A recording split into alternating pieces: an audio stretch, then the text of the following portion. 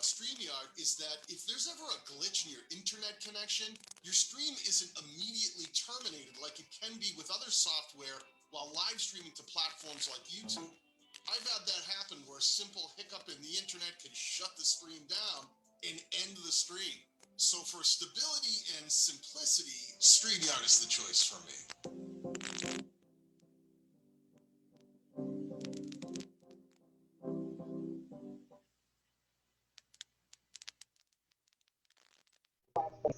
Vamos começar aí. Tava demorando aí para o meu computador reconhecer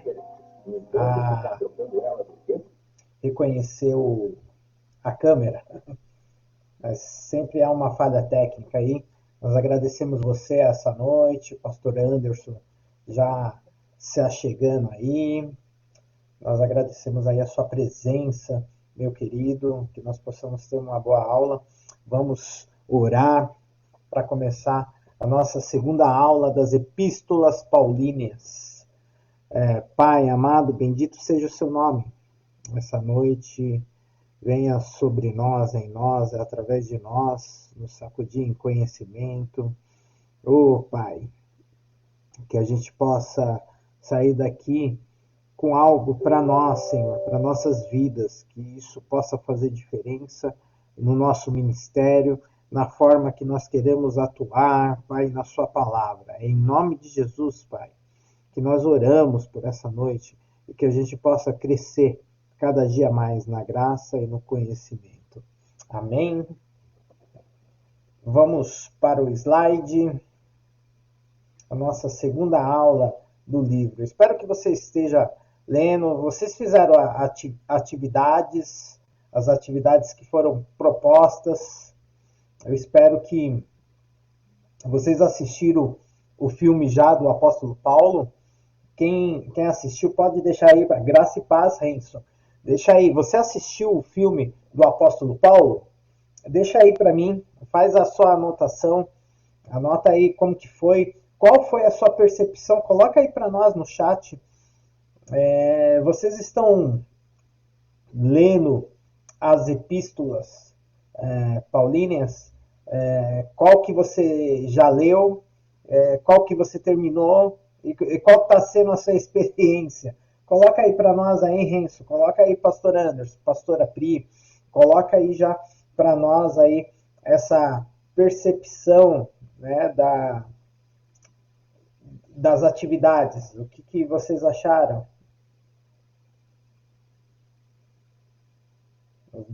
Compartilhe o vídeo, chame seus amigos. É muito importante para nós esse momento.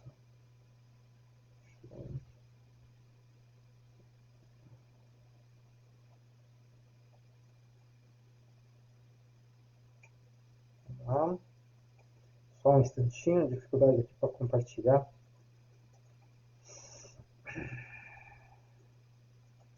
Bom, aqui já estamos na tela, apresentação dos slides, né, do começo. Esse é o nosso livro, né? Quem pegou o livro sabe o que está aprendendo, sabe o que está compartilhando aí, o que está sendo produzido, né? Então, Epístolas Paulinas, né? Fundamentos da Igreja Cristã. Qual é a epístola que vocês estão aí, que vocês estão lendo? Coloca aí para nós, por favor. Né? Manda um emoji que está representando essa leitura para vocês. Aqui é o curso médio em teologia, gente. Tá? Então, individual é R$70, mais o livro, né? E para o casal, R$82,30. O que você tem diante disso aqui? Né? Livro com ensinamento, exercícios. Quem já está com o livro já está em posse aí dos exercícios. Falar nisso, quem corrigiu os exercícios, pode mandar, viu? Manda no pessoal aí, no particular, para a gente corrigir, para vocês passarem para o livro, tá bom? Videoaulas, né? Quem já está com o livro já está com as aulas liberadas. Prova online, depois, né? A partir do momento que a gente já dá praticamente 70% do livro, essa prova online já está liberada. Certificado histórico, né? Então você estuda no seu tempo sem contrato, né? E por mês. O áudio está ruim? Meu Deus do céu. Deixa eu ver.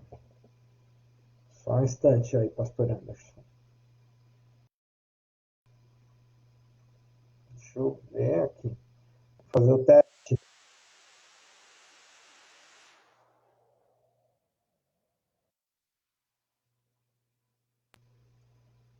E agora, tá escutando? Melhorou o áudio? Dá um ok aí para mim se melhorou o áudio, gente. Para nós é importante isso daí. Tá melhor? A paz. Pastora, você está escutando bem aí?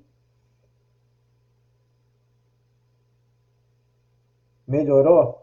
Obrigado, viu, pastora? Obrigado, obrigado. Então vamos lá. Se tiver ruim, me fala, tá? Porque foi por causa da conexão e demorou. Ok, beleza. Então vamos lá. E aqui tá as epístolas paulinas, tá? O livro de Kemuel Lima é um pastor conhecido aí das Assembleias de Deus. Você sabe muito bem que é uma grade, né, de livros que você vai carregar para sempre. Eu tenho falado que quem está fazendo, por exemplo, bacharelado, ele vai sentir muita falta de Bíblia. Então, vem para o IBAD também, vem para manter os seus estudos dentro da Bíblia, né? Muita leitura da Bíblia. É, e os livros é um comentário bíblico, ele pega textos e vai trabalhando, né, no assunto que você precisa aprender, ok? A gente hoje nós estamos aqui, né, na unidade 1, tá? Vida de Paulo e os fundamentos da igreja, tá? Então é essa a nossa razão de estar estudando aqui. Nós estamos caminhando aí na unidade 1, tá? A vida de Paulo, e nós vamos aprender. Paramos lá no capítulo 3, Romanos, os fundamentos, o fundamento da justificação pela fé. Esse é o nosso tema de hoje, ok? Então vamos trabalhar aqui, né? Então a carta de Paulo foi escrita lá entre 57 e 58, cidade de Corinto, ok? Esta carta ela revela a justiça de Deus em justificar as pessoas somente pela fé no Evangelho de Jesus Cristo. A carta é um tratado de soteriologia, ou seja, salvação, né? Então, a pergunta é, como que a igreja de Roma foi fundada? Alguém sabe? Quem fundou a igreja de Roma? Coloca aí no chat aí. Quem fundou a igreja de Roma? Vocês já pararam para pensar sobre isso? A grande pergunta. Quem fundou a igreja de Roma? Cada um tem uma história para falar sobre isso, né? E aí eu queria saber de você. Você é aluno, você é aluna, né? Quem fundou a igreja de Roma? Você que vai assistir essa live, coloca aí para nós nos comentários. Quem foi para você que fundou a igreja de Roma? É boa pergunta, né? Quando que fundou? Eu falei entre 57 e 58, mas quem fundou a igreja de Roma? Vocês fazem ideia? Quer deixar? Arrisca aí, vai. Coloca o emotion aí. Participe dessa aula, meu querido. Me ajuda. Quem foi que fundou a igreja de Roma? Essa é a minha dúvida, pastor Anderson. É a minha dúvida. Quem fundou a igreja de Roma? Será que vocês podem me ajudar aí? Hum? Essa igreja tão importante. A gente quer saber. Quem foi que fundou a Igreja de Roma?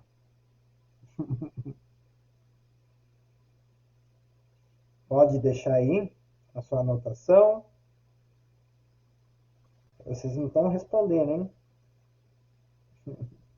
Henriço, coloca aí. Quem fundou a Igreja de Roma? Quem foi para você, pastor Anderson, que fundou a Igreja de Roma? Quem foi para você, pastora Pri, que fundou a Igreja de Roma? Coloca para nós.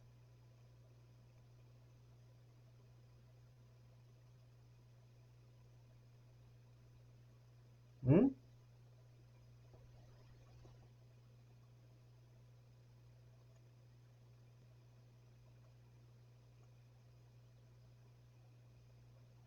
Não querem arriscar?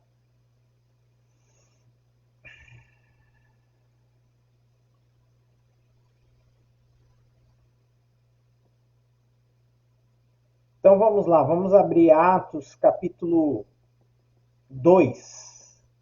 Vamos lá em Atos capítulo 2, verso 3. Né? Aqui olha só o que está escrito. E viram o que parecia línguas de fogo, que se separaram e pousaram sobre cada um deles. Todos ficaram cheios do Espírito Santo e começaram a falar em outras línguas, conforme o Espírito os capacitava. Havia em Jerusalém judeus devotos vindo de todas as nações do mundo. Ouvindo-os, ajuntou-se uma ajuntou-se uma multidão que ficou perplexa, pois cada um ouvia falar em sua própria língua. O verso 7 diz: atônitos e maravilhados, eles perguntavam: acaso não são galileus todos esses homens que estão falando? Então, como os ouvimos, cada um de nós, em nossa própria língua materna? Partos, medos, elamitas, habitantes da Mesopotâmia, Judéia, Capadócia, do ponto da província, da Frígia, da Panfilha, Egito e das partes da Líbia, próximas a Cirene. Visitantes vindos de Roma. Está aqui pronto a explicação. Quem fundou a igreja de Roma? Os visitantes vindos de Roma. Né? Crê que foi judeus romanos que ali, ao ouvir a mensagem de Pedro, no dia de Pentecostes, recebeu essa mensagem e partiu. E partiu levando essas boas novas para Roma. Entendeu? Então a igreja romana ela foi fundada provavelmente aonde? No dia de Pentecostes, como está aí em Atos, capítulo 2, verso 10. Né? Proeminente capital do império, não sendo conhecido o seu fundador, né? A gente não sabe quem realmente, como alguns dizem, né? Os romanos dizem que foi Pedro, e aí, porém, com um número de membros na época em que a carta for escrita, né? Sendo que esses últimos mesclavam entre o quê? Entre ex-judeus e gentios convertidos.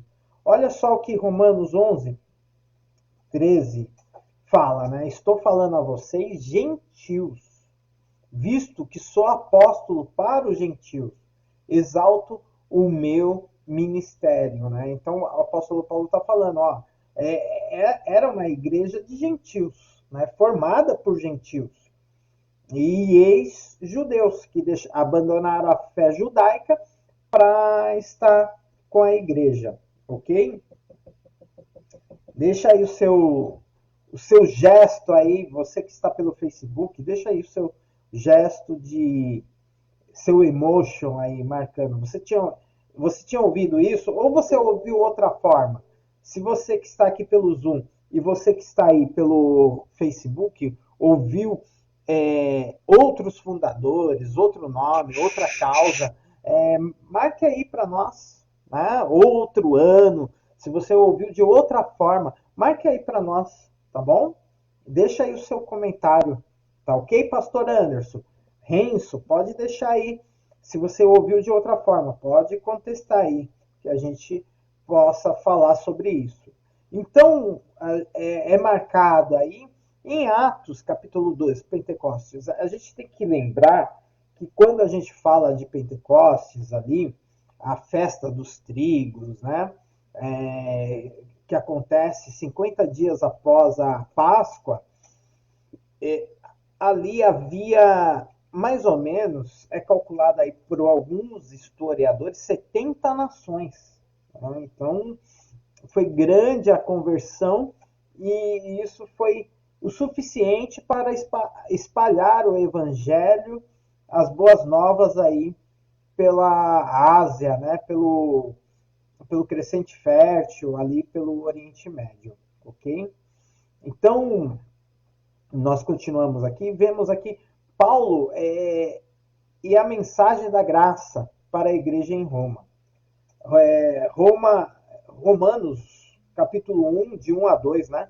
Paulo se apresenta aqui, Paulo, servo, isto é, escravo de Cristo Jesus, chamado para ser apóstolo, separado para o evangelho de Deus, qual foi prometido por ele de antemão, por meio de seus profetas nas escrituras sagradas, né? Então, Paulo tem um público-alvo, né? Paulo escreve esclarecendo o caminho do evangelho, né? Então, Romanos, ele é um tratado de salvação, ele é um entendimento para nós, tá? E ele faz isso aí para os irmãos romanos, sendo que a salvação ocorre o quê? Pela fé em Jesus Cristo, né? E ele fala que tanto os judeus quanto os gregos estariam condenados se não fosse a graça de Deus mediante a Cristo Jesus, ok? Então ele esclarece aqui ao povo judeu, fala, ó, agora é por Cristo Jesus, entendeu? Então, tanto vocês como grego, como os gentios, estão condenados se não for pela graça em Cristo Jesus, sem condição. E Paulo mostra aqui, né? Ele fala Paulo, servo ou escravo, isso é, escravo, né? De Cristo, chamado para ser apóstolo, né? Ou seja, essa palavra aqui, apóstolo, é ser enviado, né? Então pode ser traduzido como ser enviado e separado para o evangelho de Deus. Então é aqui ele se intitula. E por que Paulo vai escrever essa carta? Né? Por que ele manda esse tratado, né? E qual a intenção dele? Primeiramente porque ele reconhece, Paulo reconhece uma coisa muito importante, né? Paulo se tornou frutífero, gente. Né? Ele entendeu a sua missão, o seu propósito, ele entendeu todo o processo, né? E ele se torna frutífero na propagação do evangelho. Romanos 1, 16 e 17, o que ele fala? Não me envergonho do evangelho, né? Então, aquele perseguidor, hoje, ele não se envergonha das boas novas, porque ele entende que isso daqui é o poder de Deus para a salvação de todo aquele que crê, né? Primeiro do judeu, depois do grego, porque no evangelho é revelada a justiça de Deus, uma justiça que do princípio ao fim é pela fé, né? Romanos 1,17, ou é de fé em fé, ou ainda de fé para fé, como está escrito, né? O justo viverá pela fé. Romanos, ele vai fazer essa união e vai nos dar o entendimento do Antigo Testamento, como que os judeus, antes da vinda de Cristo, foram salvos. Eles foram salvos pelo quê? Coloca aí para mim, você aí no Facebook. Eles foram salvos como, Renzo? Eles foram salvos como, pastor Anderson? Eles foram salvos como, pastor Apri?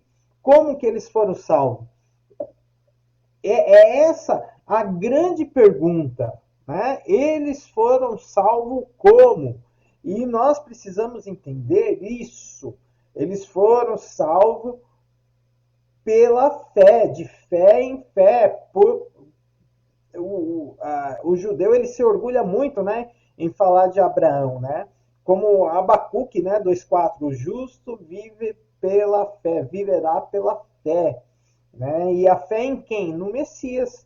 É como se fosse uma promissória, né? Um cheque,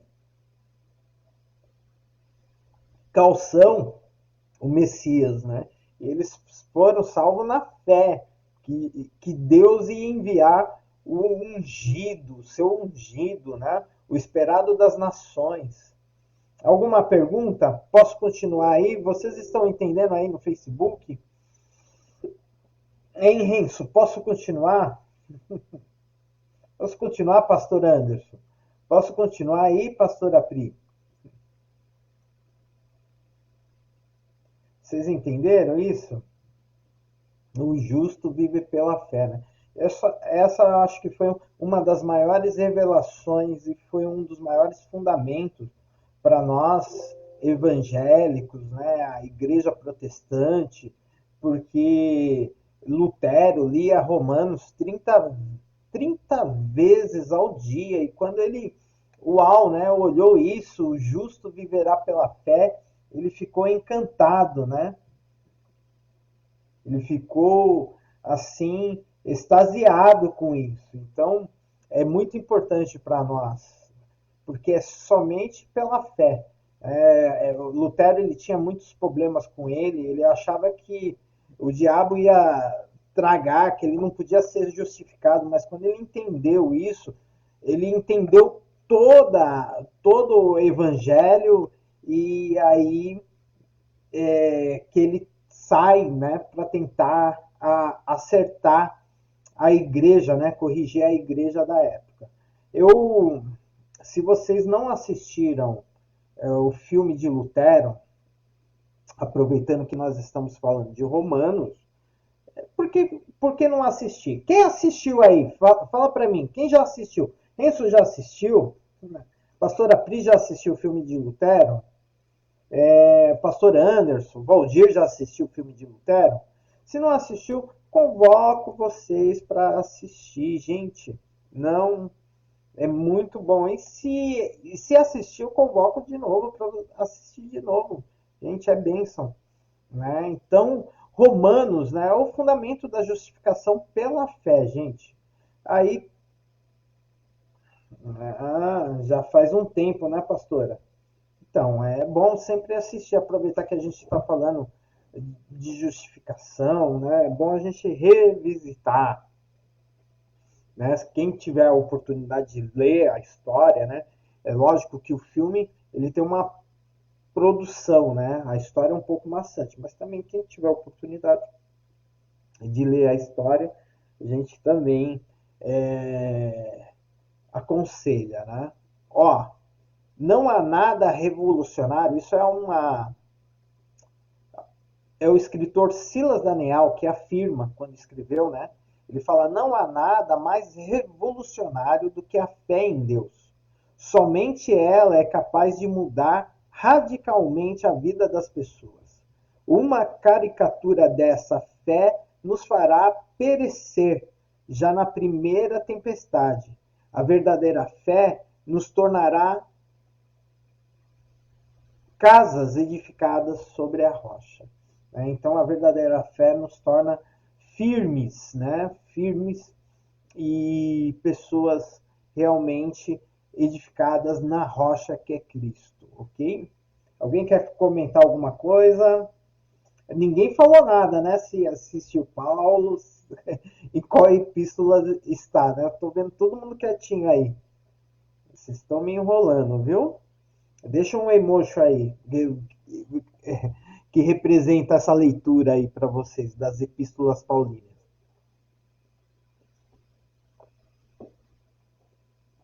Vamos lá. Então, pecaminosidade do homem. A igreja em Roma estava sedenta de um profundo estudo teológico, irmãos. Por quê? Porque os romanos eles tinham dois problemas, né? Eles tinham dois grupos lá, esse tal dos hedonistas e os moralistas. Então, quem é os hedonistas? Esses caras aqui são os que vivem em função do prazer. Não, a vida tem ser vivida, né? Tem que se aproveitar tudo da vida, né? Come, né? Os grandes banquetes, as grandes coisas. Então, esse grupo aqui entendia que tinha que se viver, experimentar de tudo, fazer de tudo, né? Os hedonistas, dentro da igreja romana. E o segundo eram os moralistas, né? Então nem preciso falar que esse grupo era aquele que gosta de julgar todo mundo, né? Julgar as pessoas. É familiar no seu tempo hoje? Será que não tem esses tipos de pessoas dentro das igrejas ainda? Não era só o problema de esses caras aqui, ó, os hedonistas aqui, as pessoas que querem viver só pelo prazer, viver só. Mas também não tem esse grupo aqui, os moralistas, né? Que é os caras do julgo, não, tudo não pode, né? Tá errado, não é assim, né? Essa família aí é desse jeito, né? Então o que que acontece? Ele julga as pessoas sem ao menos olhar a miséria, né? Miserar a miséria, a condição em que encontra as pessoas, entendeu? E o apóstolo Paulo ele vai escrever lá em Romanos 2:1, né? Portanto, você que julga os outros é indesculpável, pois está condenando a você mesmo naquilo em que julga, visto que você que julga pratica as mesmas coisas, né? É tremendo a Bíblia, né? A Bíblia fala até, inclusive, quando você fica com raiva de falar mal, que alguém falou mal de você, aí a própria Bíblia fala, você falou mal de alguém, como que você fica com raiva, né? É tremendo. Então, aqui ele fala, portanto, você que julga os outros é indesculpável, pois está se condenando, né? E aí você vai entrar nos exemplos bíblicos, né? O próprio Jesus fala, primeiro tira a trave do seu olho, para depois tirar a trave do olho do seu irmão, né? Não julgues para não ser julgado, né? Essa é as máximas dentro da Bíblia, né? E aí Paulo trabalha isso dentro dos moralistas. Então se tinha duas pessoas lá, os hedonistas e os moralistas, e e aí eles precisavam entender, né? Eles precisavam compreender sobre a doutrina da salvação. Quem eram os moralistas que estavam dentro da igreja de Roma? Os judeus, né? Judeus. Quem eram os hedonistas que estavam dentro da igreja de Roma? Os gentios, os gregos, né? Então, a gente tinha aí a união de dois povos, né? Diferente, modo de pensar, filosofia, né? E a religiosidade. Por isso que dava esse conflito. E aí Paulo vai fazer uma das maiores cartas, né? Uma tese sobre salvação, né? Uma apresentação de Paulo sobre salvação. Ele queria ajuda dessa igreja e ele faz essa apresentação. Tá? Então, em Romanos, Paulo faz a apresentação da pecaminosidade de toda a raça humana. Tá? Então, a carta de Romanos ela trata sobre pecado e salvação. Né? Então, ela trata da armatiologia, que nós chamamos, né? Que é o pecado, e trabalha a soteriologia, que é a salvação. Né? A necessidade que a mesma. Ele mostra a necessidade da raça humana de ser restaurada, né? Restaurada em quem? Em Cristo, claro, né? Então, esse é o trabalho do apóstolo Paulo em Romanos, sua tese, né? Muitos teólogos falam que era uma tese, né? A tese do apóstolo Paulo. Então, qual é o atributo, as ações, né? Aí em Romanos, né? Ele vai trabalhar o quê? Ele vai trabalhar a verdade. O apóstolo Paulo vai trabalhar a verdade. Deixa eu ver se eu abro aqui um quadro branco para vocês verem.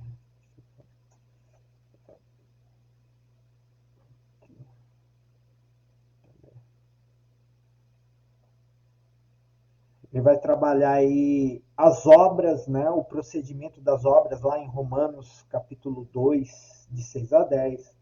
A não acepção de pessoas, ele vai trabalhar a lei, né? Então, o apóstolo Paulo ele vai trabalhar também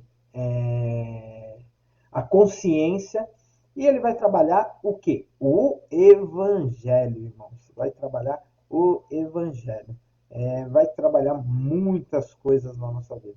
E realmente eu não estou achando quadro branco. Será que alguém tirou nas configurações? Pardon. Não está aqui não. O quadro branco. Não tá. Mas tá bom, gente. Eu queria fazer uns rascunhos aqui para vocês, mas infelizmente não vou conseguir. Não tinha visto isso não. Aqui, deixa eu ver. Mouse, texto, stamp. Realmente estou sem um quadro branco aqui.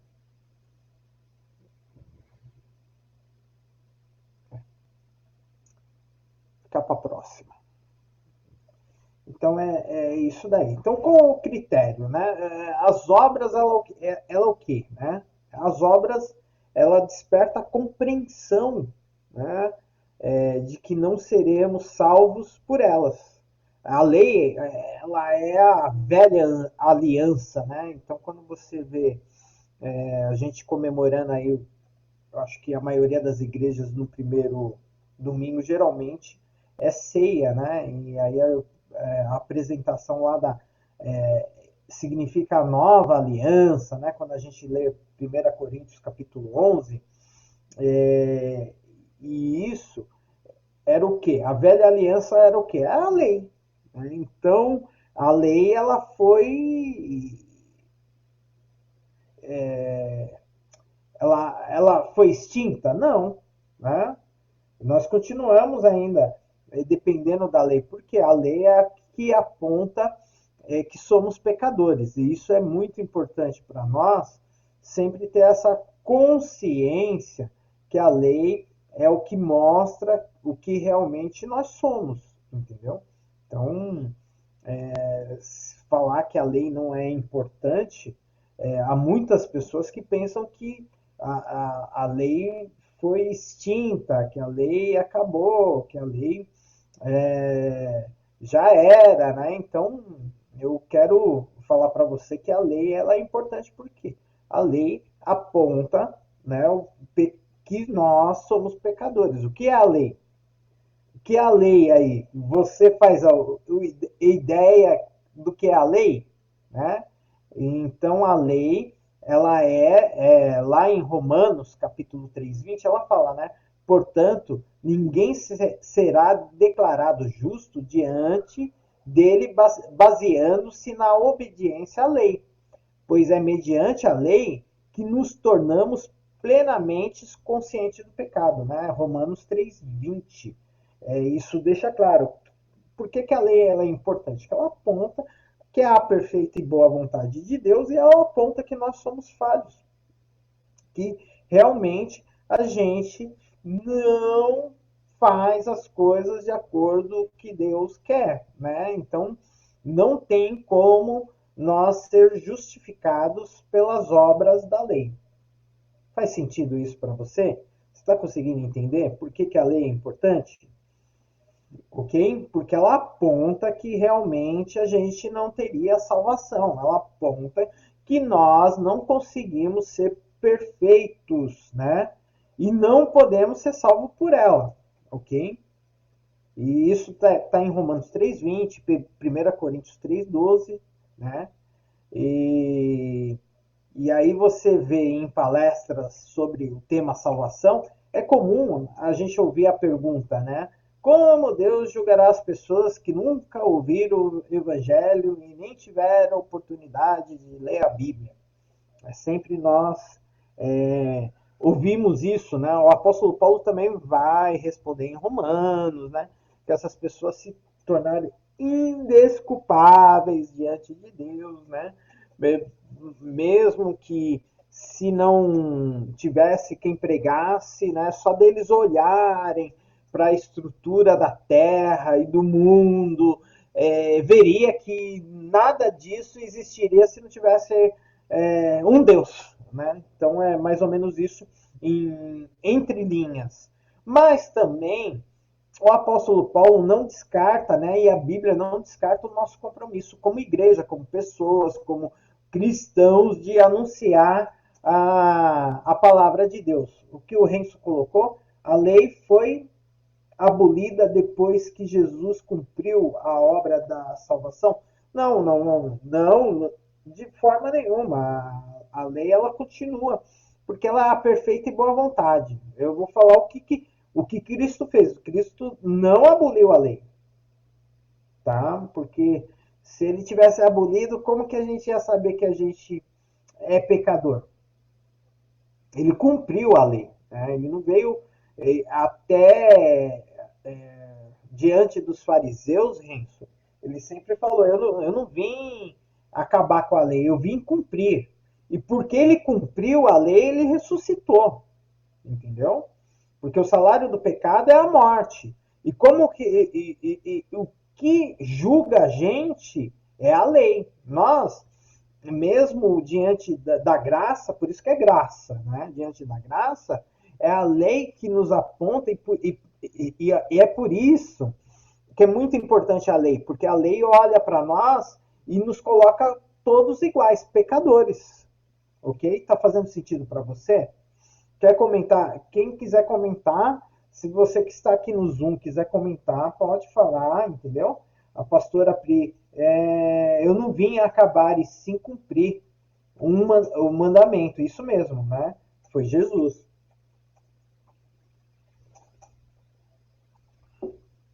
Essa daí é uma. Eu sempre gosto de falar e repetir isso, porque é uma das dificuldades da maior parte das pessoas, viu, amados? Por isso, até em igrejas sérias, né? Eles falam assim, leu no Novo Testamento porque o Antigo Testamento já não vale mais. Aí na cabeça da pessoa é que não existe mais o Antigo Testamento. Vocês já ouviram isso? Já falaram isso para você? Coloca aí para nós. Ah, coloca, coloca isso daí para nós. Se você já ouviu dessa maneira na sua carreira cristã, se você já ouviu na sua vida cristã, isso é muito importante para mim, tá? Que estou dando aula, a gente gosta de falar sobre isso aí, ok? É muito importante para mim. Você colocar, o Renzo, né? 2 maiores mandamentos se resume toda a lei, isso mesmo. A gente tem que lembrar que o que era a lei? A lei era os 613 preceitos, ok? Isso daí era a lei, né? Não tem, não tem, não tem por onde a gente sair. A lei era os 613 mandamentos. Quando a Moisés sobe ao monte Sinai lá e pega as tábuas escritas pelo dedo de Deus, né, o que ele traz? Ele traz sobre nós, sobre si, ele traz aí o resumo da lei. Né? Então, eu estava no evangelismo, um rapaz veio falar isso comigo. E eu falei para ele, não, era o resumo da lei. Né? Ele trouxe o resumo da lei. Então, veja bem, ele traz o resumo da lei e Jesus, quando ele fala e reduz os 10 em 2 mandamentos, é um resumo. Os 10 mandamentos é um resumo dos 613. Os 10 mandamentos, para os 2 mandamentos, é um resumo. Jesus faz um resumo dos 10, né, que é o 613. Né? Ele mostra como que Deus é tremendo. Ok? Tem cristãos que não comem carne de porco devido à lei. É verdade, né? É verdade. Eu conheço alguns. Mas tem cristão que guarda o sábado por causa da lei também, né? Não entendeu. Né? Jesus não veio abolir a lei, né? Mas ao mesmo tempo, quem é o descanso, né? Não era o dia, né? Não era o dia tem um simbolismo, né? Quem era o descanso? É Jesus, né? Hoje você descansa em Jesus, né? De toda a lei, de todos os ensinamentos, né? Há um descanso em Jesus. Por isso que, ó, é tão sério que há um descanso em Jesus, por isso que Jesus fala, ó, meu jugo suave, meu fardo é leve, meu jugo é suave. Meu jugo é suave e o meu fardo é leve. Justamente porque qual é o descanso? O dia do descanso é Jesus, né? Não é em si o sábado. O sábado só simbolizava que em Deus você tem descanso. E agora qual é o descanso? Em Jesus, né? E, e isso a gente vai definir muito bem quando a gente começar a estudar Hebreus, né? A gente explicar Hebreus para vocês, ok? E, e esse negócio da carne, porque Deus é sábio, gente. É muito importante isso daí. Deus tinha o seu tempo certo para todo aquele povo, né? Eles não tinham o fogo que a gente tem, né? Não, eles não tinham modo de assar, de fritar, né? Os temperos, né? E o conhecimento da ciência que a gente tem, né? Por isso da proibição justamente desses alimentos, que a forma de higiene que se tinha na época, a forma de criação, né? Não tinha a sofisticação que a gente tem hoje, ok? Então Deus tinha um período tudo certo para isso. Todos os alimentos são puros hoje em Cristo Jesus, é verdade. Isso aí. Ah, boa noite, Tamira. Boa noite, boa noite, boa noite. Então vamos lá, gente. Posso caminhar? Alguma dúvida? Ficou alguma dúvida? Quem quiser pode pôr aí a pergunta, tá? Se a gente atropelar, a gente volta, depois responde. No particular, vocês têm um raio-x coach, raio-x coach, não, raio-x teológico que vocês podem tirar com a gente, tá bom? E pode tirar a dúvida também, né? A gente pode conversar acerca desses assuntos aí de forma mais complexa, a gente pode conversar, não tem problema não, tá? Você pode trazer para nós sobre o assunto. Então, continuando aqui em Romanos, tá? Só colocar aí. Eu sei que tem um delay entre o Zoom e o Facebook, tá? Só colocar aí no chat aí.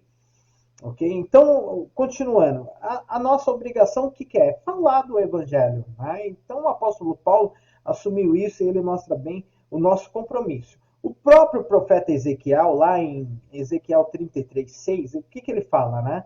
Mas se a sentinela vir chegar a espada e não tocar a trombeta para advertir o povo, e a espada vier e tirar a vida de um deles, aquele homem morrerá por causa de sua iniquidade, mas considerarei a sentinela responsável pela morte daquele homem. Ezequiel 33:6.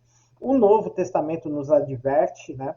E nós somos responsáveis, a igreja parada, né? As pessoas aí que não têm levado a sério esse grande compromisso, né, de ser servo, servo é escravo, de falar do evangelho, nós somos responsáveis por pessoas aí que estão indo para o inferno, entendeu?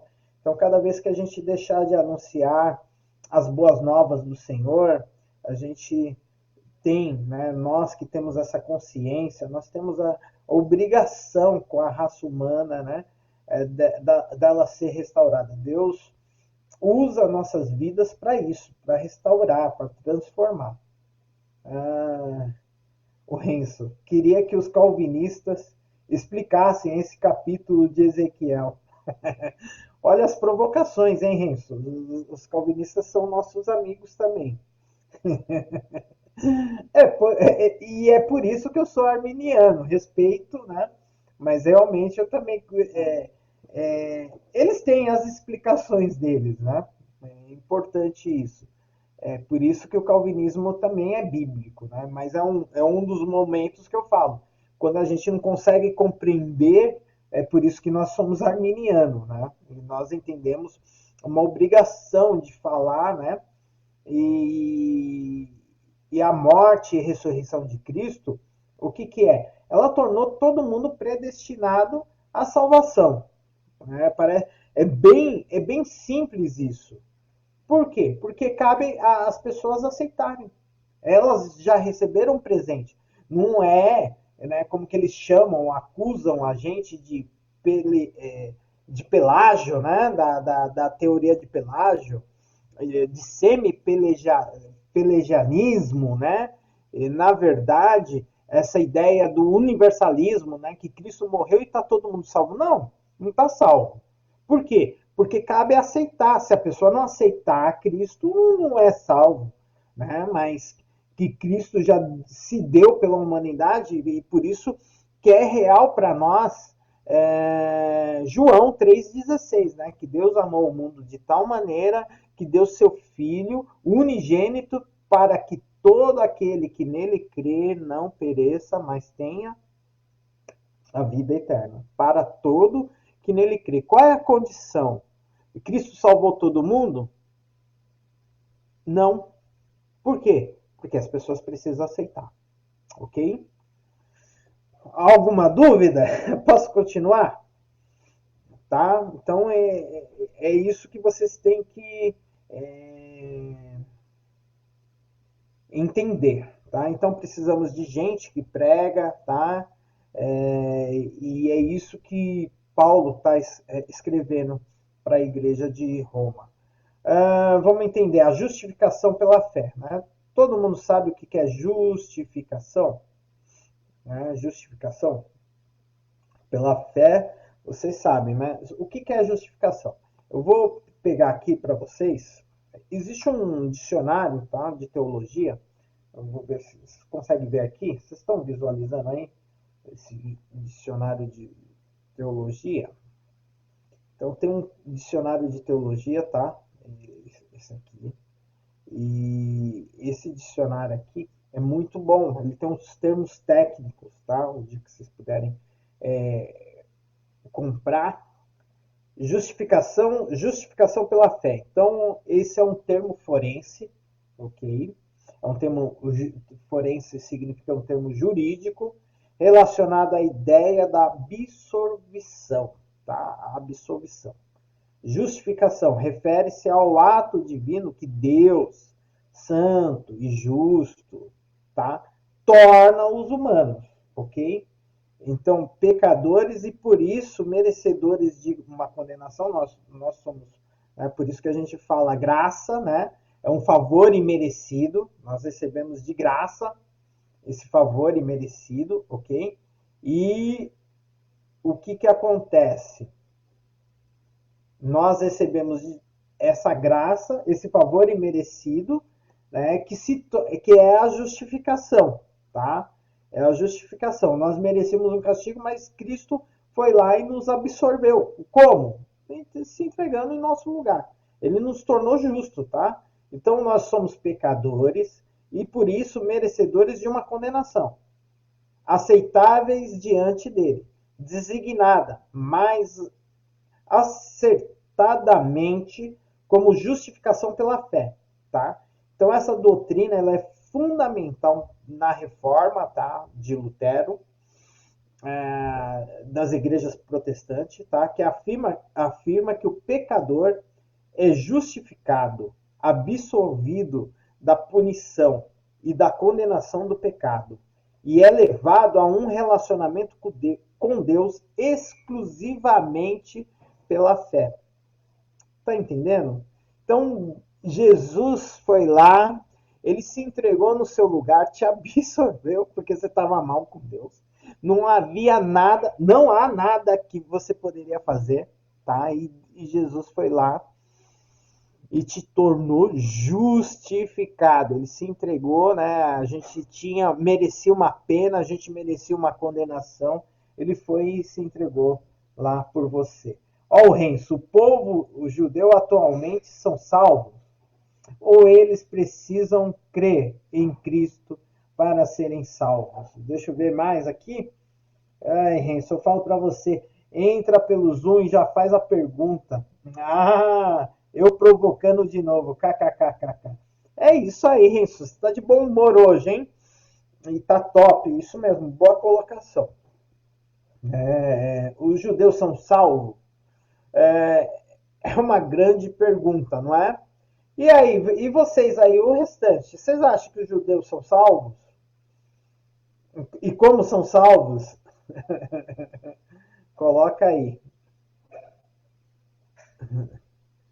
Vocês querem falar sobre isso? Né? Então, nessa carta abordada, o tema mais importante da doutrina é a justificação pela fé. Gente, isso é o que nos livrou, né? Que é o ato de Deus justificar gratuitamente, declara-nos justos, inocentes, livres da condenação do pecado. E aí? Tá todo mundo quietinho, né? Ninguém quer fazer uma colocação. O que você entende? Coloca aí, dentro dessa pergunta do Renzo. Renzo já causou treta nesse assunto. Ah, pastora, o Renzo é polêmico, né? Sempre polêmico. Mas é boa pergunta, né? É importante fazer essas perguntas. E você, o que você compreende?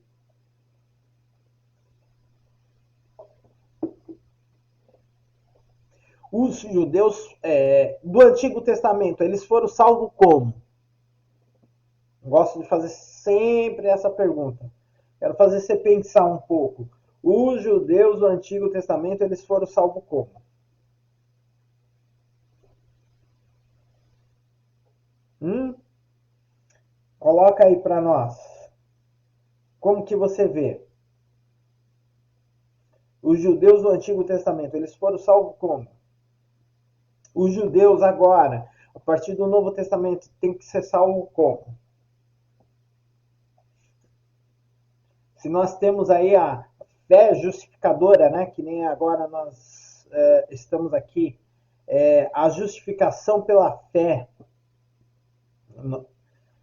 nós estamos falando, né, dessa justificação pela fé. Fé em quem? Os judeus foram salvos pela fé em quem? No Messias, ok? E continua sendo em Jesus. A salvação é em Jesus, ok? Deus não está tratando com um povo diferente. Muitos aí aprenderam isso, né? E às vezes o livro leva para essa ideia, tá? De dois povos, dois tratamentos, não. A fé é a mesma, tá? O ponto é o mesmo. É Jesus, ok? É Jesus. Os judeus do Antigo Testamento, como Abacuque disse, o justo viverá pela fé, e essa fé de Abraão é crendo no Messias. Eles criam no Messias. Cria que Deus enviaria um Messias. E eles foram salvos nessa fé, ok? Foram salvos nessa fé. E continua sendo salvo na fé em Jesus, entendeu? No Messias, ok? E independente se uma posição teológica fala que Deus está tratando eles de forma diferente, de todo jeito é pela fé em Jesus. Né? Então, aquele texto, né? Uma hora vai acontecer, todo joelho se dobrará e toda língua confessará que Jesus Cristo é o Senhor. O termo é somente em Jesus, ok? Alguma dúvida? Alguma outra colocação? Pode colocar aí a pergunta, tá? Então, nós vamos ser, lá em Romanos 3:24, nós somos justificados gratuitamente pela sua graça, pela redenção que há em Cristo Jesus. Romanos 3:24. Entendeu? Somos justificados em Jesus. Tanto que Paulo vai bater nessa justificação. Ele vai falar, é o poder de Deus, né? Tanto para judeus, para gregos, né? O evangelho é o poder de Deus, ele é a salvação, tanto para gregos, judeus, né? Então não tem isso daí, não tem outra forma de ser salvo, né? Segundo o teólogo Luiz Berkoff ele vai falar, justificar é o considerar a pessoa justa, apesar de ser interiormente injusta, né? Mesmo, então nós fomos justificados mesmo a gente sendo injustos por dentro, né? E Deus nos justificou. Nós somos salvos, né? Porque Ele se entregou por nós, ok? Então vamos lá. A fé justificadora de Abraão. Para fundamentar suas afirmações sobre a fé que justifica Paulo, usa o exemplo do patriarca Abraão, demonstrando que este fora justificado porque creu e não por suas obras, né? Então, toda a Bíblia ela trata de uma crença em Deus, que Deus estava cuidando deles num caminho, num processo que ia enviar um ungido, né? O Messias, né? Que era aquela promessa lá de Gênesis 3,15, que da semente da mulher, né? É, sairia aquele que esmagaria a cabeça da serpente. É isso que fez eles, né, serem salvos, né? A cada nascimento daquele que se relacionava com Deus, a cada descendente, né? Eles pensavam, será que é esse que vai esmagar a cabeça da serpente? E aí vem até o advento de Jesus, ok? Isso é muito importante para nós aí nessa jornada, ok? Deixa aí seu comentário se só um instante aqui, deixa eu abrir aqui meu Facebook que fechou para ver o comentário, mas coloca aí um comentário. Se você tiver alguma dúvida, pode falar aí, viu, Valdir? Nós estamos aí doido para ouvir a sua colocação sobre isso. Tá? Então, Paulo se fundamenta nessa justificação, ok? O chamado de Abraão, né? Abraão passou a ser o pai da fé, né? Mostrando essa situação, né? Que o justo viverá pela fé, né? E Paulo usa todo esse exemplo, né? Dessa linha aí, né? De Abraão. Ah, pastor Anderson, tem alguma colocação aí, pastor? Pode colocar aí, ok? Obrigado aí. Deixa os emojis aí, ok? Então vamos lá. Alguns crentes em Roma, gente, estava apegado à lei, né? Os judeus, por exemplo, né? E divulgaram naquela igreja local é, o que? Né? O que os judeus batiam ah, na, na, na lei? A circuncisão, né? Ou seja, uma amputação do prepúcio, né, do homem, né? Então Paulo era circuncidado, né? E isso era o ato simbólico e ineficaz de uma salvação. É lógico que no Antigo Testamento isso se usou para ser a marca, né, mais íntima de um povo, né? E, então eles estavam lá cheios desse pessoal. E Paulo bate muito nessa justificação. Agora é a fé em Cristo. Você precisa ser circuncidado no seu coração. O capítulo 4 de Romanos, né, observamos o cuidado que Paulo tem com a doutrina da salvação. E ele fala, é somente salvo pela fé em Cristo. Então os judaizantes cristãos de origem hebreia ficaram doidos com ele, né? E que eles queriam inserir nas doutrinas bíblicas. E isso daí vai perdurar aí por séculos, né? A gente vai passar 3 séculos aí dessas pessoas tentando colocar joinha. Obrigado, viu, pastor Anderson? Colocar essas doutrinas, né? E ele fala, né? Porque a promessa de que havia de ser o herdeiro do mundo não foi feita pela lei a Abraão ou a posteridade, mas pela justiça, pela fé. Então, aquele que ia herdar, né, todo esse pecado, não foi feita, né, pela lei. A promessa não foi pela lei, foi pela fé, ok? Está lá em Romanos 4,13. Então, essas palavras mostram que sempre é necessário, que a fé é insubstituível na relação salvífica, tá ok? Então, essa é a fé de Abraão. E aí, os efeitos, né, que é essa justificação, os efeitos da justificação. Então, a justificação produz diversos, irmãos, resultados, dentre eles, dentro de nós, né? Porque às vezes a gente fala só da salvação do modo da vida eterna, mas ela gera vários efeitos na nossa vida, tá? Isso que nós precisamos entender. A forma que às vezes a gente passa de uma forma muito barata, simples e como fala, nada harmonioso, né? Às vezes não é muito interessante para alguns. Então, o que aconteceu com essa salvação?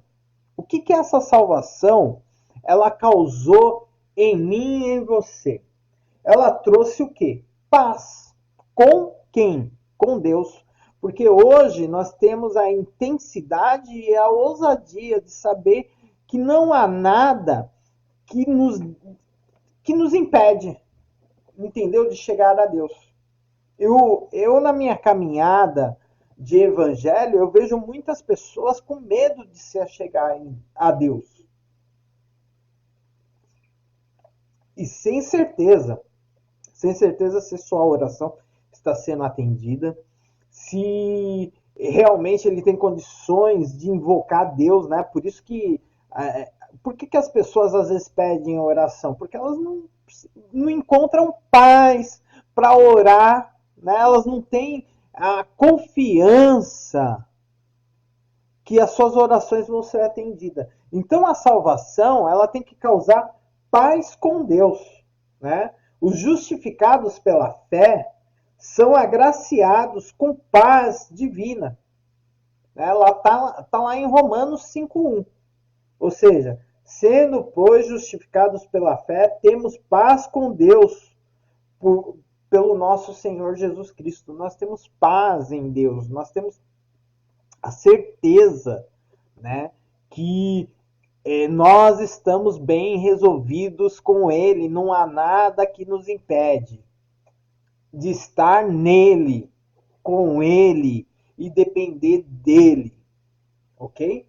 A segunda coisa que nos acontece diante dessa salvação, dessa justificação, é a salvação da ira de Deus. Por isso que resulta a paz, né? Por quê? Porque a justificação ela é proveniente de quê? Do sangue de Jesus, que salva o crente da ira de Deus. Ou seja, nós estávamos condenados. Por isso que o texto vai falar, né?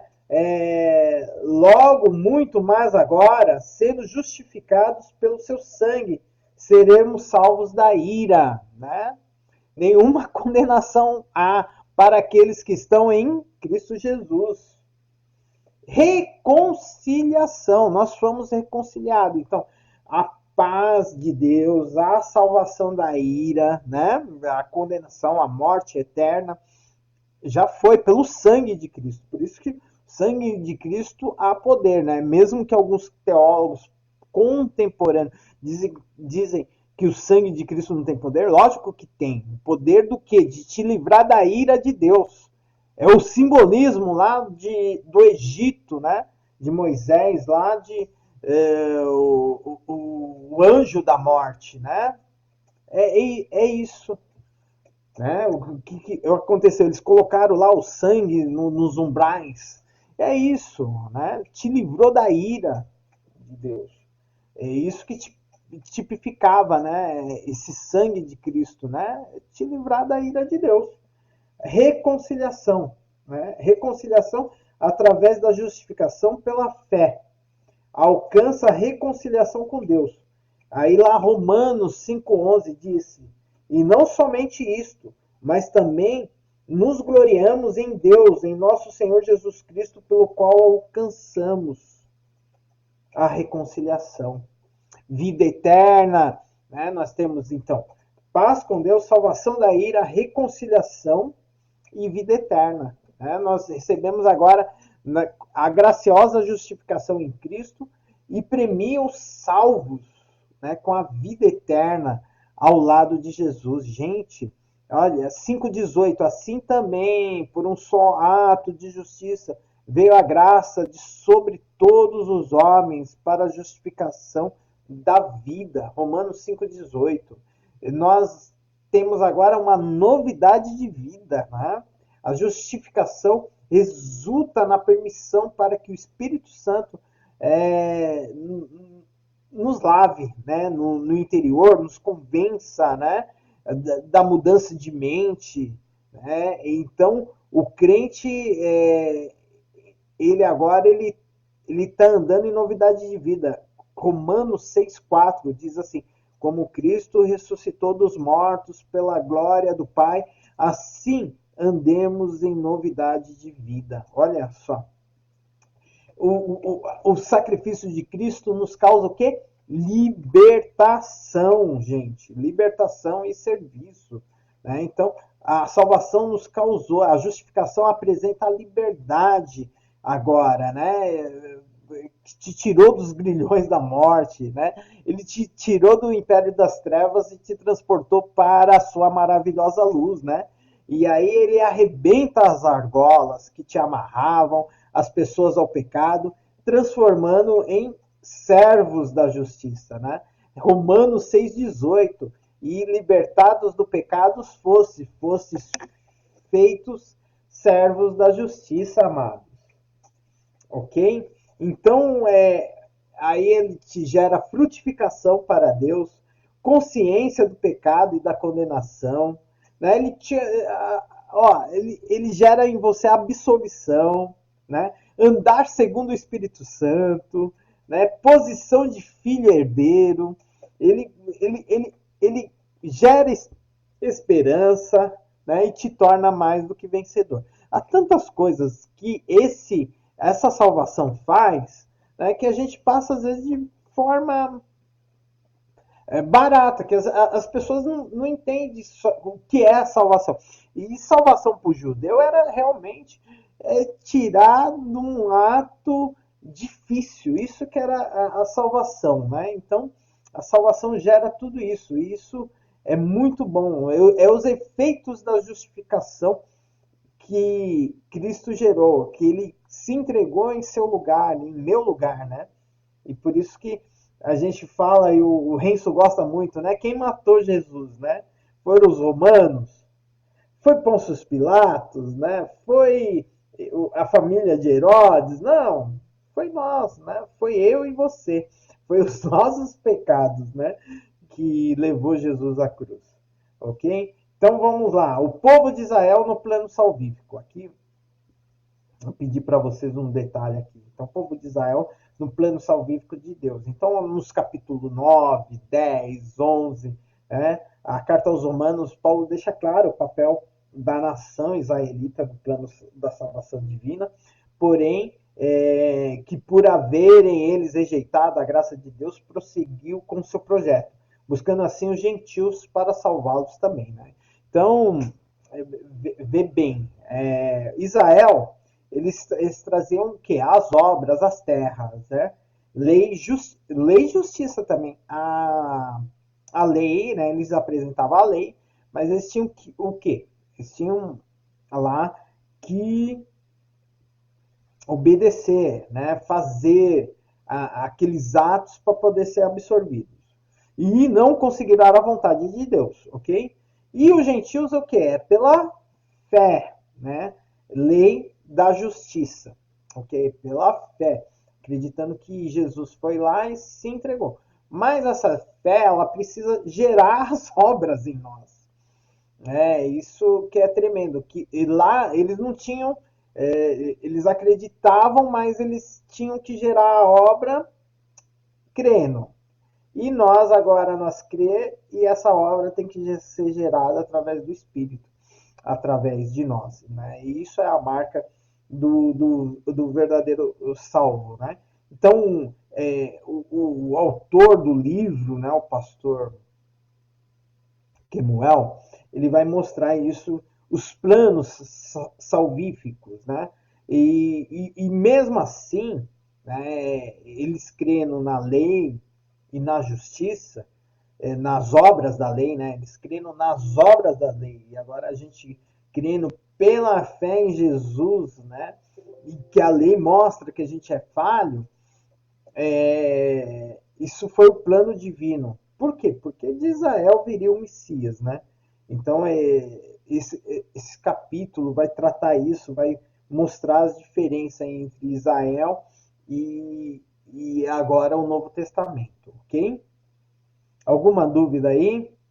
Então, nós temos que entender que é em Jesus, né, que seria salvo em todos os povos da terra, né? Então, tanto judeus como gregos, né, é, é, todo mundo, né, seria salvo somente em Jesus. Alguém quer fazer uma pergunta? Pode colocar aí, tá? Eu vou abrir aqui Romanos 10, 14, 15. Romanos 10, 14, 15. Deixa eu ver aqui. Cadê minha Bíblia? Gente. Romanos 10. Boa noite, Larissa. Seja bem-vinda em nosso meio aí.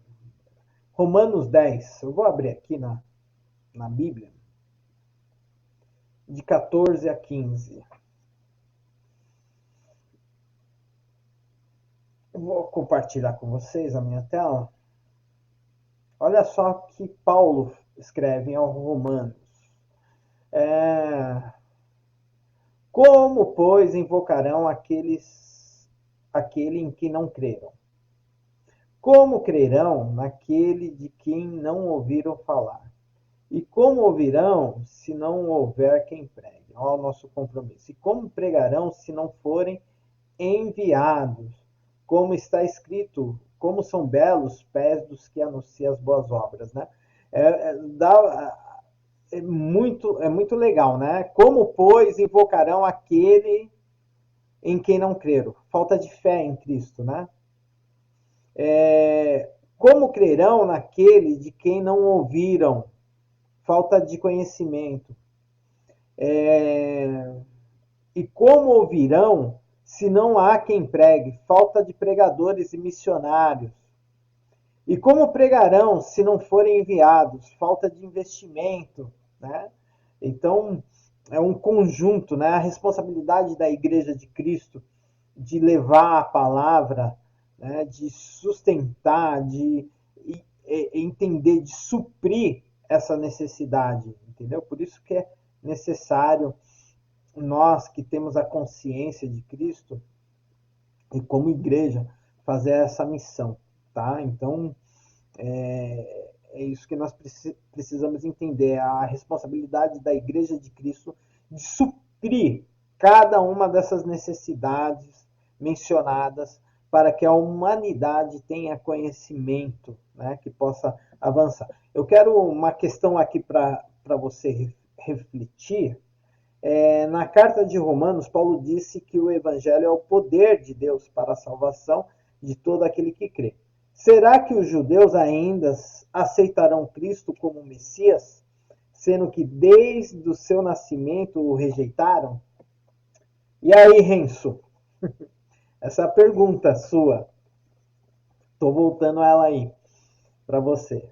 Será que os judeus vão aceitar Cristo como Messias, sendo que rejeitaram ele no seu nascimento? O que você acha? Coloca aí você aí que está aí no Facebook. Se você quiser falar aí, Valdir, fica à vontade. O que você acha, o que você pensa disso, ok? Então vamos lá. Eu creio que sim, Alan, por conta das duas testemunhas que virão pregando, né? Amém. Não, então, é isso mesmo. Deus está tratando com eles, estão crendo. E há um número grande de judeus, né, crendo em Jesus Cristo, né? Tanto que é um movimento que cresce a cada dia em todo o mundo, né, os chamados judeus messiânicos que creem em Jesus. Né? Isso é importante mesmo. Estão sendo salvos, estão sendo salvos, em nome de Jesus. Né?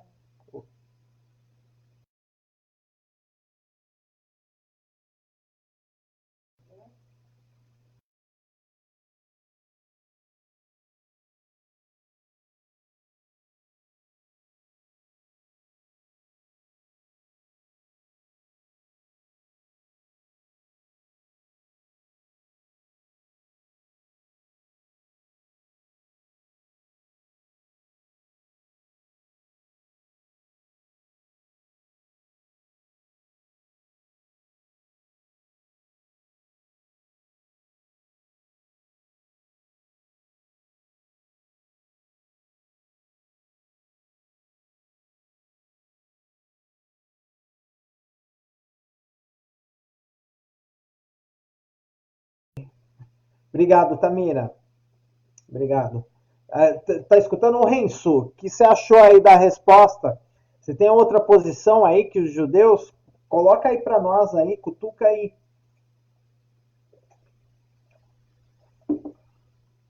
Coloca a sua posição aí, Renzo. Você que é o cara mais. Voltou. Ah, obrigado. Ok. Então, o fundamento do serviço cristão. Então, é através de Paulo que nós compreendemos que depois do processo da justificação, o crente deve entrar na dimensão do serviço cristão, que é o quê? A prática, né? A vivência, a demonstração da nossa justiça que vem da fé em Cristo. E é isso onde Lutero endoidou, né? Com essa ideia do justo vive pela fé, e aí Tiago lá, né? O próprio irmão de Jesus questiona, né? Você fala que é salvo, mas cadê as suas obras, né? E demorou muito para as pessoas entenderem, né, o que significava o justo viver pela fé, né, e as obras, né, que você tinha que mostrar. Por quê? Você crendo em Deus, né, vai ter a prática, a vivência, a demonstração das obras, né? Aí o Tiago fala, mostra suas obras para mim ver se você é salvo. Porque você é chamado a um serviço, você é chamado para esse desempenho da igreja, né? Esse papel, né, de preparar os pregadores, de levar o evangelho, né, de ser enviado, pessoas que vão viver para isso, né? É o serviço, é a adoração, né? E Paulo vai trabalhar isso a partir aí do capítulo 11, 12, né? E aí ele vai falar no capítulo 12, eu vou colocar aqui para você, é muito legal isso, aqui na Bíblia, capítulo 12, é um chamado ao serviço, tá? E aí ele fala aqui, ó, todos devem... capítulo 13, peraí. Eu já estava até com a caneta aqui.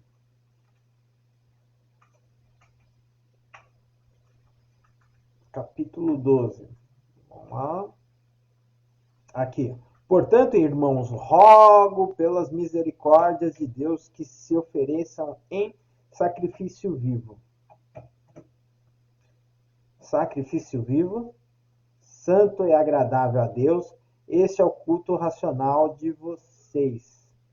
E aí ele fala aqui, ó, não se amoldem ao padrão deste mundo, mas transforme-se pela renovação da sua mente para que sejam capazes de experimentar e comprovar a boa e agradável, perfeita vontade de Deus. Ok? Então aqui o texto é um chamado, né, que é você agora oferecer em sacrifício. O que é um sacrifício? É você, né? É você que queima no altar, né? No altar. A igreja ela não tem altar, tá? Por quê? Porque aonde você está, você é o sacrifício, né? Então, quando eu olho para você, eu posso falar que você é o culto, né? E aí, por isso que ele fala, né? Portanto, irmãos, rogo pelas misericórdias de Deus que se ofereçam em sacrifício vivo, santo, né? Separado para Deus, agradável a Deus. E esse é o culto racional, ou seja, o seu culto agora é você, é você. E você precisa entender que você é o sacrifício. Você é o camarada que queima no altar, né? Então, por isso, as igrejas não têm altar. Né? Muitos falam de altar, né? Mas a igreja, porque o culto é você, você é o sacrifício. Faz sentido isso para você? Você já tinha escutado isso? Você já tinha entendido isso? Então, esse é o chamado, né, de Deus para você. Você é o sacrifício. Por isso que é muito importante entender, né? E você tem que se apresentar santo e agradável a Deus. Esse é o culto racional. Você, sem impedimento, sem amarras, né? Você entendendo que você é o sacrifício vivo. Você é o cara que queima no altar, né? Vivo, né? O culto apresentado a Deus deve ser o quê? Vivo. Você. Você não morre. Você já morreu e ressuscitou. Por isso que a gente fala, né? Que a ressurreição ela já está operando em nós, entendeu? Você morreu, o velho homem, né? Por isso que o apóstolo Paulo fala: aquele que está em Cristo, nova criatura é, as coisas velhas se passaram e tudo que se fez novo. Por isso que você passou pelas águas, né? Simbolizando que você morreu e ressuscitou vivo, vivo, né? E a vontade de Deus ela é boa para você. Né? E aí você é santo, agora você é separado, uma nova vida, uma nova criatura, né? Para a vontade de Deus que é perfeita, né? E agradável a Deus, né? Então, isso tudo acontece aonde? Essa transformação acontece aonde? Pela renovação da sua mente, para que sejam capazes de experimentar, né? Olha só, a boa, agradável e perfeita vontade de Deus. Coloca aí. Ô, André Pedro, boa noite. Deus abençoe aí a sua. Seja bem-vindo aí conosco, Andrezão. Então vamos lá. Para a gente encerrar, irmãos. A gente encerrar essa parte. Então, a adoração ela é através do culto racional, né? A adoração, o culto racional através da mente. O que é adoração? É pedir perdão de pecado. Hoje, quando Jesus está falando lá, a mulher samaritana, e ela fala, os verdadeiros adoradores adorarão em espírito e verdade. Irmãos, bota uma coisa na sua cabeça, muito importante isso, porque nós justificamos, às vezes, esse negócio da igreja por causa desse negócio. Não, o que acontecia naquela época? Presta atenção. Isso é história e geografia bíblica. Havia só 2 lugares para o judeu pedir perdão, tá? Levar o sacrifício para o perdão dos pecados, né? Então você sabe muito bem que era a pomba, a rolinha para os pobres, o cordeiro para os ricos, né? E eles levavam aonde?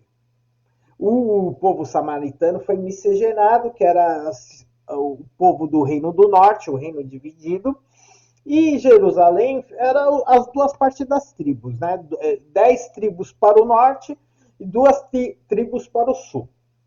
Então, nós temos o templo, era o lugar do sacrifício, do pedido de perdão. Então, eles se reuniam uma vez por ano para pedir perdão pelo pecado de todas as nações, de toda a nação, e pediam perdão pessoal de pecados que eles cometiam, que eles transgrediam. Como que eles sabiam? Através da lei. E aí eles iam lá e pediam perdão, ok? E o que que acontecia? Só tinham dois lugares para pedir perdão. Aonde que era? Ou Jerusalém, o templo, ou Samaria, tá? Quando a mulher samaritana, presta atenção, muito importante porque, gente, eu canso de ouvir esses textos usando, porque agora eu não preciso ir para a igreja. Presta atenção. Isso é importante, porque os verdadeiros adoradores adorarão agora em espírito e em verdade. Aonde? Na verdade, essa palavra adorador, as pessoas confundem com louvor. Não, é pedir perdão dos pecados, agora em espírito e em verdade. Esse é o nosso culto racional. A adoração através do culto racional, porque agora de joelhos eu me dobro em qualquer lugar para pedir perdão dos meus pecados. E eu, mesmo sendo crente, eu sou pecador. Né? Então, qual é a minha oração todo dia? Senhor, perdoa as minhas falhas. Porque agora é em espírito e em verdade. Esse é o nosso culto racional. Tá entendendo? Faz sentido para você isso que eu estou falando? Alguém quer comentar alguma coisa? Pode falar aí. Pode colocar aí no chat do Facebook para nós, por favor. Tá? Então, a adoração através dos diferentes dons agora. Ok? Nós nos desenvolvemos através do Espírito Santo, gente.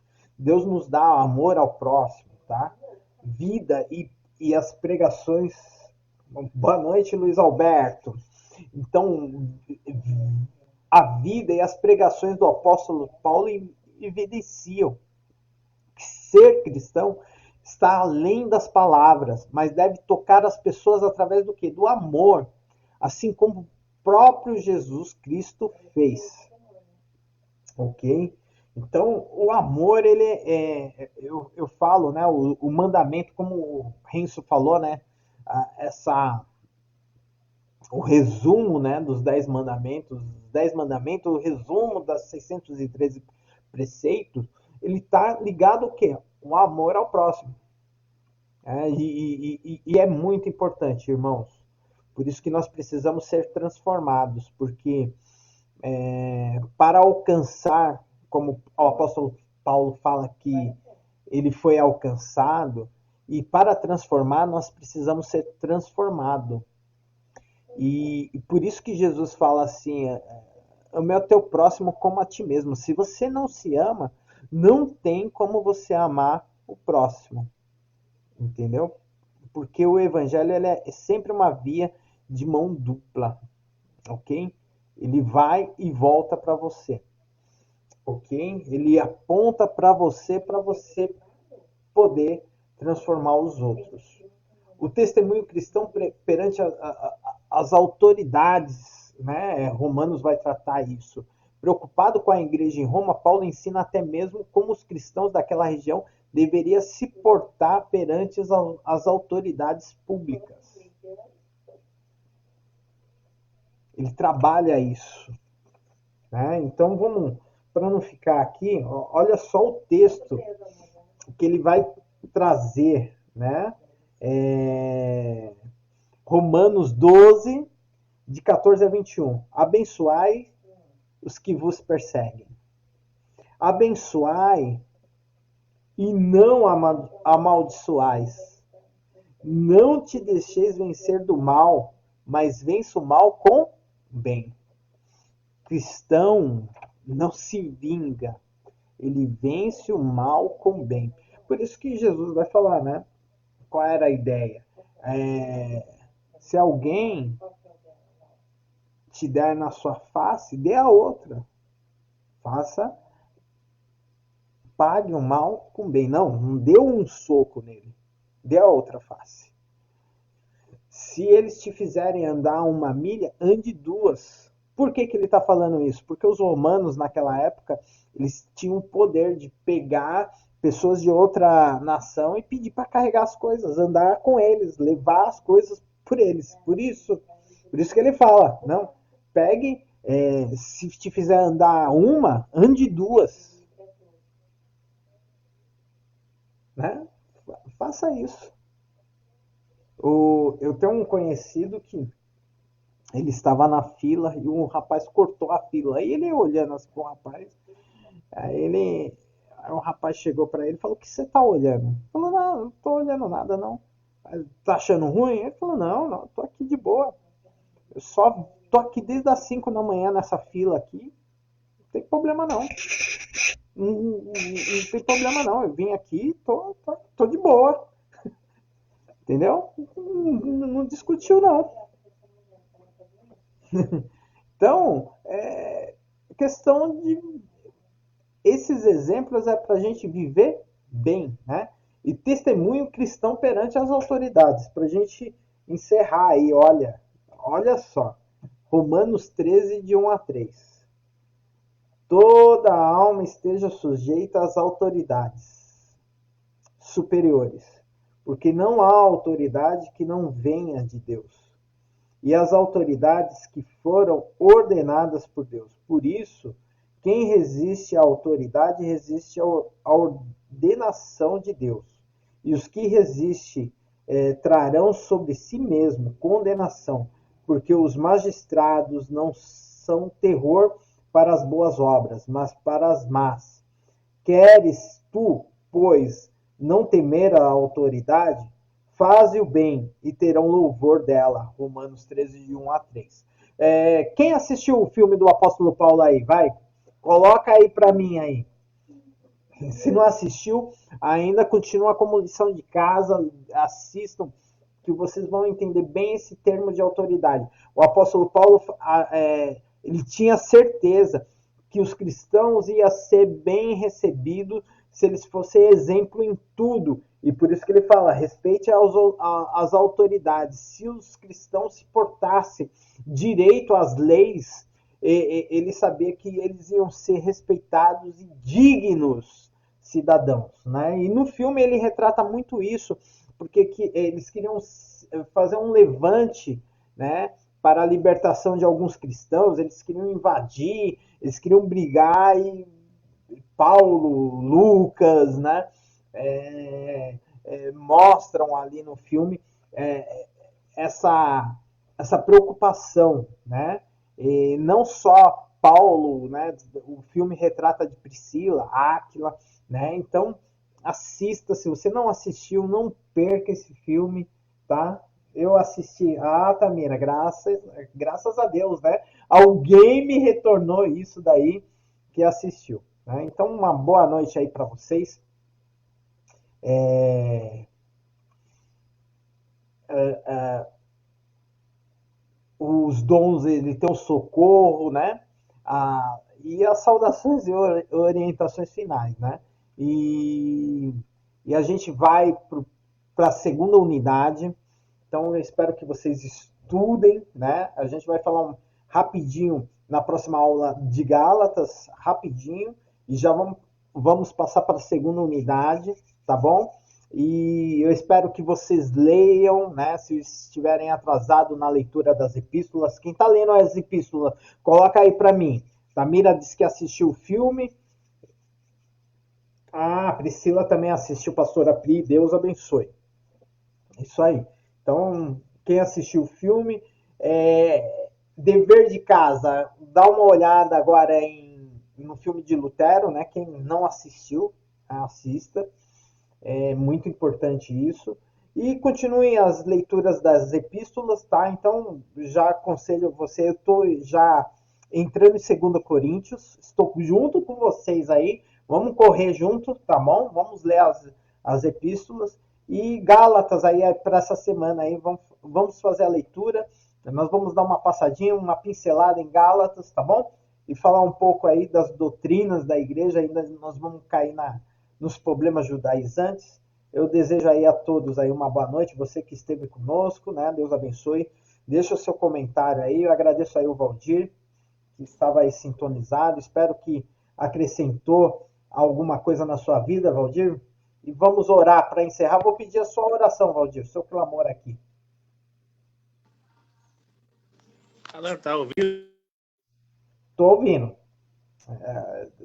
Agora seu microfone fechou, mas abre ele aí. E agora? Tá ouvindo? Agora sim.